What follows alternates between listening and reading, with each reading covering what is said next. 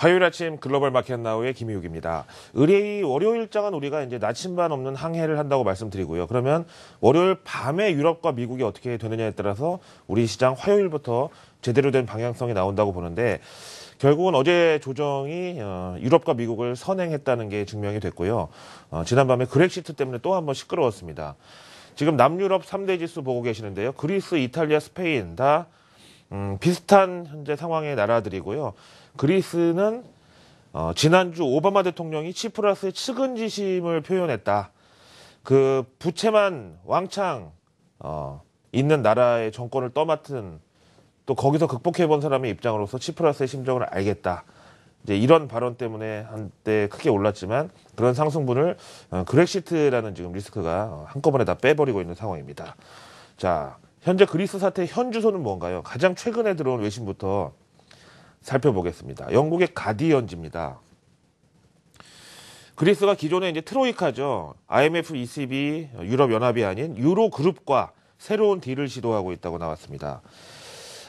보통 뭐 제가 이런 말씀드리면 뭐 건방질지 모르겠지만 이제 어른들이 얘기하시는 걸 보면은 이런 이 싸움에서는 잃을 게 많은 사람이 질 수밖에 없는 게 당연하죠. 근데 이 사진에 보시는 그리스 재무장관 야니스 바로파키스는 지난주 독일 재무장관이 볼프강 쇼이블레하고 대담해서 그리스는 이미 부도가 난 것과 진배가 없다. 더 이상 좀 쪼지 말아라. 이미 우리는 지금 부도 났다. 이렇게 우리는 뭐 잃을 게 없다는 식으로 좀 강수를 뒀었잖아요. 그리스는 이 가부간에 그러니까 구제금융을 받고 긴축도 할 것이냐 아니면 다 안 받고 유로존을 떠날 것이냐 이렇게 어떤 가부간의 결정보다는 8월까지 일단 시간을 벌기 위해서 긴급 브릿지론을 일단 해달라 이렇게 요구를 하고 있는 상황이고요. 오늘 이제 영국의 데이빗 카메론 총리는 보시다시피 영란은행장하고 영국 재무장관하고 미팅을 갖고 그렉시트를 대비하라 이제 이렇게 지시를 했습니다. 그 다음에 이제 유로그룹 측은 만약에 그리스의 이런 브릿지론을 대준다고 하면 조건이 안 되는데도 불구하고 어떻게 하면 좀 그리스의 브릿지론을 내줄 수 있는지 예외 조항을 지금 검토 중이다라는 소식이 흘러나왔습니다. 참 타이밍이 좋죠. 지금 또 마침 이스탄불에서 G20 재무장관 회담도 열리고 있고 이러니까 그리스가 여기에서 뭔가 이제 자기 편을 좀 모으고 여론을 돌려놓기 위해서 우리는 이제 벼랑 끝이고 더 이상 떨어질 곳이 없습니다.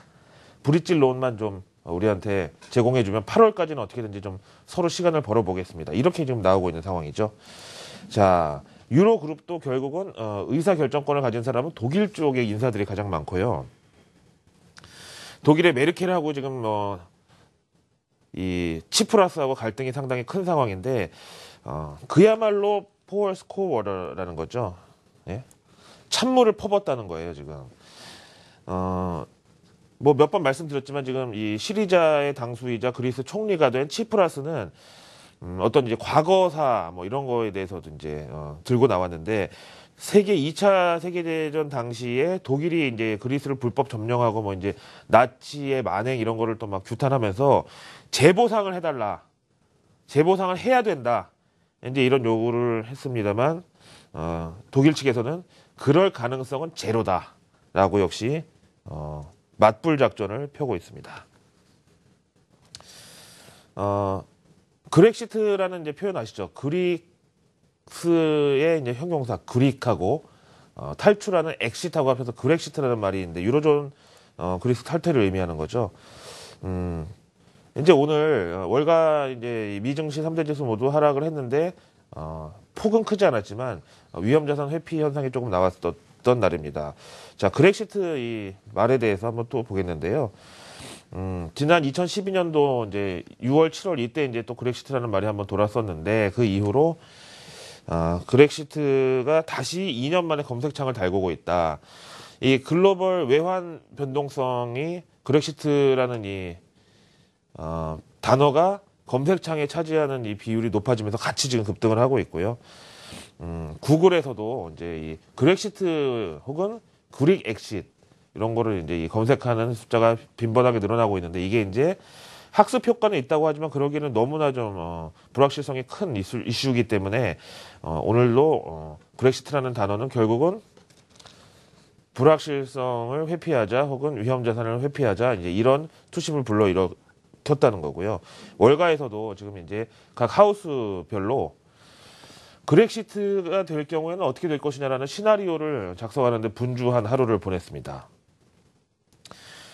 증권사 애널리스트들 뭐 우리나라도 마찬가지지만은요. 뭐 꼭 증권사 뭐 셀 사이드 아닌 바이 사이드도 어떤 이 이벤트에 대해서 항상 이제 시나리오에 대비를 하죠. 그래야 이제 어떤 뭐 운용이나 어떤 시장 대응에 대해서 전략을 짤 수가 있는데 어쨌든 그렉시트 지금 가능성이 얼마냐라기보다는 지금 보시는 대로 월가에서는 이런 작업들을 하느라고 오늘 뭐 뚜렷한 뭐 매수 의견이라든가 아니면 포지션을 늘리는 그런 쪽에 주문을 넣지 않았다 이렇게 되는 거죠.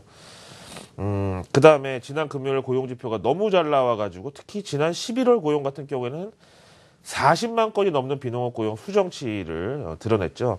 그러다 보니까 이제 연준 출구 전략이 이제 좀 앞당겨질 가능성이 좀 위축이 됐고 어제 외국인 같은 경우에도 그런 조기 출구 전략, 조기 금리 인상에 상당히 좀 신경질적으로 반응하면서 코스피에만 2천억 넘게 순 매도를 던졌더라고요.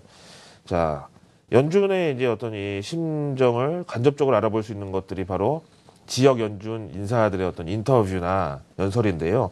팍스 비즈니스 보실까요? CNBC의 대표 앵커였던 마리오 바티로모가 이직하면서 팍스 비즈니스도 요즘에 상당히 좀 이런 연준이라든가 어떤 심도 깊은 리포트나 인터뷰 이런 걸 이제 대담 같은 걸 많이 찍고 있는데 필라델피아 연은 총재 겸 매파 중 한 사람이죠. 찰스 플로서가 오늘 이제 여기 출연을 했습니다. 지금 현재 미국의 펀더멘탈 지표상으로만 봤을 때는 금리 인상을 받아들이기에 충분하다고 본다. 그 다음에 이제 국제 유가 때문에 인플레이션이 떨어지고 있지만 이게 디플레로 연결될 가능성은 거의 없다고 보고 대신에 이런 것들이 금리 인상을 앞당길 것이냐. 그럼 가장 앞으로 온다면은 뭐 3월 이런 건 말도 안 되고 지금 만약에 조기 금리 인상, 조기 출구 전략이 현실화된다면 가능성이 높은 게 이제 6월설인데 여기에 대해서는 나도 입장 표명은 좀 힘들다. 그 다음에 이제 앞에서 보신 그렉시트라든지 유로존 리스크가 연준의 출구 전략을 조금 저지시킬 가능성은 어떻냐는 질문에 대해서 미국에까지 확산 효과, 스피드오버는 좀 제한적일 것으로 본다. 이렇게 얘기를 했죠. 미국 3대 지수 보실까요? 말씀드린 대로 폭은 크지 않았지만 이제 분위기 자체가 아예 거래량도 뚝 떨어지고 적극적인 거래를 하지 않는 가운데서 이제 월가 하우스들은 그렉시트 이제 시나리오를 작성하는 날로 갔다는 거죠. 그나마 오늘 좀 이 미증시 낙폭을 방어해줬던 것은 오늘 유가 반등이었습니다. WTI 그리고 브렌트유 오늘 각각 2% 가까운 상승세를 보여줬고요. 여기에는 오페크의 글로벌 수요 전망 보고서 덕이 들어가 있었습니다. 한번 보실까요? 참 이제는 이 매월 나오는지 이게 뭐 개간인지 뭐 뭔지 모르겠지만 어쨌든 오페크 보고서까지 지금 봐야 되는 지경이 됐는데 어쨌든 오늘 국제유가 뭐 상승에 일조를 했다고 하니까 한번 읽어는 봤는데요. 너무 많아가지고 결정적인 오늘 이제 이 팩트는 바로 요거였습니다. 지금 보시는 대로 올해 원유 수요를 2,921만 배럴을 이제 예상을 해가지고 지난 전망 2,877만 배럴 대비해서 많이 커질 것으로 이제 봤다는 거. 이거 2014년 거네. 예. 어쩐지요. 예. 그래서 지난 이제 작년 12월이었었나 1월 달에 나왔었나 그거보다 수요를 좀 늘어날 것으로 내다봤고요. 그다음에 이제 넌 어페크 비회원국 원유 공급이 점차 좀 감소할 것으로. 이거는 이제 최근에 나온 뉴스 중에서 미국의 셰일 오일사들이 최근에 오일 리그를 좀 철수하고 있는 그런 거를 희망적으로 적용한 것 같고요. 그 다음에 읽어보다 보니까 우리 한국 경제에 대한 얘기가 있어서 뭐 얼마나 뭐 맞을지 모르겠지만 하여튼 예, 봤는데 그야말로 이제 쌀릿하다고요. 연준의 베이지북이라든가 아니면 FOMC 성명서에서 미국 경제의 동향을 설명하는 표현 중에 하나인데 살리페이스로 올해 견조한 추세를 유지할 것이고 그다음에 올해 GDP 성장률에 대해서는 한국이 다소 보수적인 한국은행의 GDP 전망치하고 일치하는 3.4를 내다 보았습니다. 그다음에 요 밑에 뭐 유로존 같은 거 보면은 그리스 사태에 대해서 좀 얘기는 하고 있는데 글쎄요. 뭐 특별히 이게 추가로 뭐 원유 수요를 누른다든지 지장을 줄 것이다 뭐 이런 거는 아닌 것으로 그냥 이러이러한 현실이 있다는 건 우리도 알고 있습니다. 정도로 얘기하고 있습니다. 자, 그렇다면은 이제 국제유가의 오늘 반등이 과연 글로벌 디플레를 해소시켜줄 어떤 중장기적인 이런 트렌드로 자리를 잡을 수 있느냐, 그렇지 않다고 보는 게 월가의 시각인데요. 약간 좀 옐로 저널리즘의 느낌이 있어가지고 안 보려고 하다가 보니까 시티그룹에서 낸 리포트를 가지고 쓴 거라서 보겠습니다. 국제 유가는 20달러까지는 일단 밑바닥을 열어둬야 된다. 아직 바닥을 쳤다고 보기는 힘들다라는 거고요. 결국은 또 수급의 문제입니다. 수급의 문제. 지금 뭐 비오페크 회원국의 뭐 생산량 이런 것들이 결국은 이제 수급에 있어서 균열이 생길 수밖에 없는. 그러다 보니까 유가는 20달러까지도 지금 내려갈 수 있다라고 보는 거죠. 오늘 우리나라 이제 화요일장 개장을 준비를 해야 되는데요.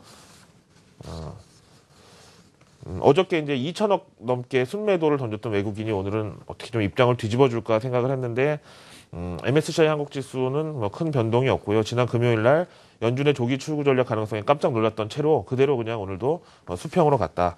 따라서 오늘 외국인이 이제 추가 매도를 더 확장한다기보다는 어제 이제 선조정 차원에서 오늘 우리 이제 개인과 기관의 어떤 이 활약에 따라서 반등을 좀 모색해 볼 수도 있는 그런 시점이 왔다고 생각하는데요. 그런데